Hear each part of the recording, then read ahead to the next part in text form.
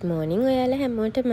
ඔන්න ඉතින් ඊයේ නෑ කොහෙද යන්නේ කියලා ඔයාලම බලන්නකෝ. ඉතින් මම මේක තකහණියෙන් අහගත්තේ මගේ පුරුද්දක් තියෙනවා කොහේ හරි ගමනක් යනවා නම් හරි ට්‍රිප් එකක් යනවා නම් හරි අලුත්ම ඇඳුමක් මහ ගන්න ඕන. නැත්තම් නිකන් කෑවේ නෑ වගේ. ඔන්න ඉතින් ඔයාලටත් මේ ෆ්‍රොක් එක ගන්න පුළුවන්. මේක හොඳ cotton fabric එකකින් කරලා තියෙන්නේ. වගේම embroidery line එකක් යනවා මේ ෆැබ්‍රික් එකේ.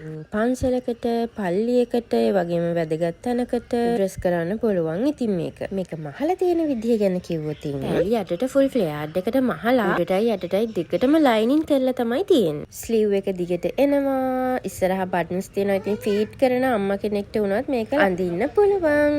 දැන් ඔයාලට තේරෙනවා ඇති මම කොහෙද යන්නේ කියලා. අපේ පල්ලියේ මංගල්‍ය. අද ඉතින් පල්ලියේ දිව්‍ය ලෝකයක් වගේ. සුදුයි නිලුයි ලයිට් ගොඩායි. ඉතින් ලොකු විස්තරයක් කියන්න දන්නේ නැහැ. ඔන්න ඉතින් පල්ලියේ මංගල්‍ය කිව්වම ඉතින් ඔයාලට හිතා ගන්න පුළුවන්නේ මොකද්ද කියලා. මේ පැත්තේ ඉතින් පල්ලියේ මංගල්‍ය කිව්වම නොවරදිවම තියෙන දෙයක් තමයි මල් වෙඩි. ඒකද කිඹුලා පිටිය කිව්වහම මල් වෙඩි වලට ගොඩක් ප්‍රසිද්ධ නිසා. ඉතින් අපේ චූරි නම් මල් වෙඩි වලට බය හින්දා චොට්ටක් බදාගෙන හිටියේ. ඉතින් ඒ හිටියේ අපි තුන්දෙනා. කේසෝ අම්මා ටිටිපන්දම් පත්තු කරලා ඔන්න ඉතින් අපි දැන් ගෙදර එන්නයි හදන්නේ. ඉතින් හැමෝම හිතන පතන දේවල් ඔයාලට ලැබෙනවා. ඉතින් එන්න හැමෝම සතුටින් ඉන්න.